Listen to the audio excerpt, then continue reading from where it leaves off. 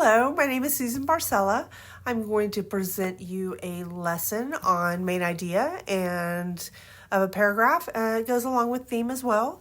What we're going to do is we're going to use a guiding question that says, how can you check your understanding of an article? I would definitely pose that to children and let them have a conversation with me about what that means and what they think it means, and then move forward from there. By the end of this lesson, you'll be able to read nonfiction text closely and check your understanding, summarize paragraphs by grouping details, and determining the main idea. Let's get started. So the first question is, how do you ever have trouble tracking information in a text? And how do you solve that issue?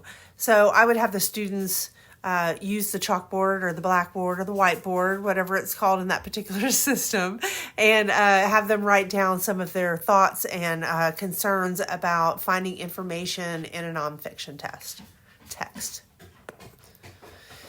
In nonfiction text, you will also read a lot of new information. It can be difficult to keep track of the information, but you can make it easier by following a simple strategy that we'll learn in this lesson.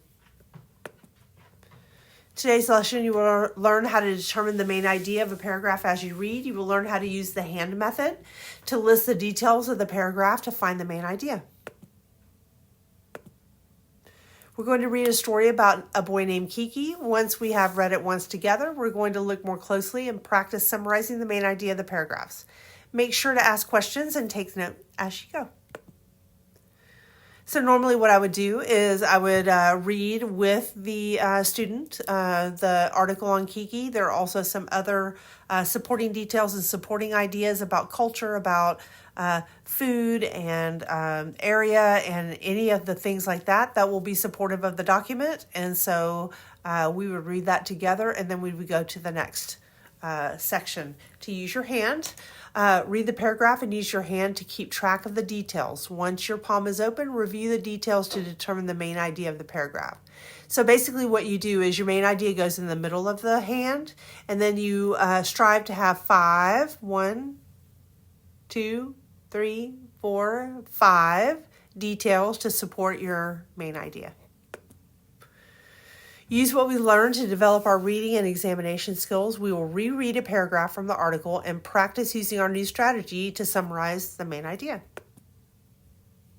So in this area, the family, like most in Indonesia and are Muslim, and the men and boys pray at nearby mosque every day just before the sun sets. Kiki's grandfather sometimes performs the Muslim call to prayer, a sad musical chant that tells people it is time to pray. The most faithful pray 5 times a day. Because Kiki is still a child, he prays twice a day. Ani doesn't go to the mosque, but she is a girl. Sometimes she prays at home. So we're going to be looking at our hand. I would suggest that the students make a copy of the hand on a piece of paper right next to them, and then we'll come up with 5 different details about the story. So details like the men and boy pray at nearby mosque every day. Kiki's grandfather performs the Muslim call to prayer. Kiki is a child, he prays twice a day. Ani doesn't go to the mosque because she's a girl. Sometimes she prays at home.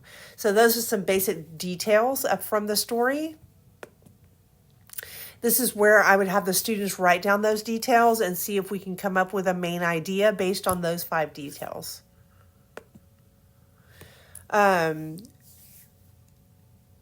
So what I want them to do is to, what is the main idea, the paragraph you just read? So what I would do is I would say, let's go over the details that we talked about. Let's look at the main idea that you came about and see if that's a good main idea to be supported by the details that you have given. Okay, so then I would move on to how can you check for your own understanding of an article, and there are many ways to do that. You can reread, you can think about it, you can use your 5-step, 5-hand program, any of those things that they can use, any of their tools that they can use in their toolbox that they can use to find out the main idea or get your understanding of an article.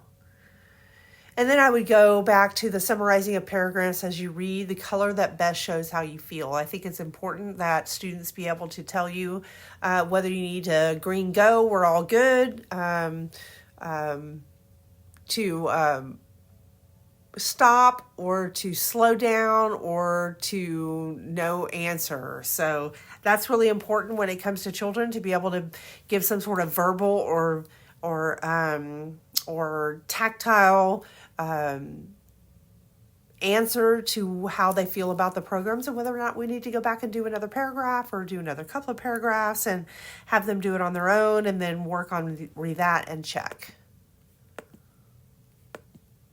I think that's it. So a lot of times what we would do is we'd be having conversations one-on-one with students, working out each of the little details of the paragraphs, the theme, try and come up with an overarching idea of what the theme of the paragraph is, or what the main idea of the paragraphs are. So a lot of times the way that you do it is you find the main idea of the paragraphs, and then you look for a common theme between the main ideas of each paragraphs to come up with an overarching theme for the entire essay. If you have any questions, I'm happy to do another demo or talk to you or anything like that. I'm happy to do it. Excited to be working with you. And please get back to me. I will send this to you via email. Have a lovely day.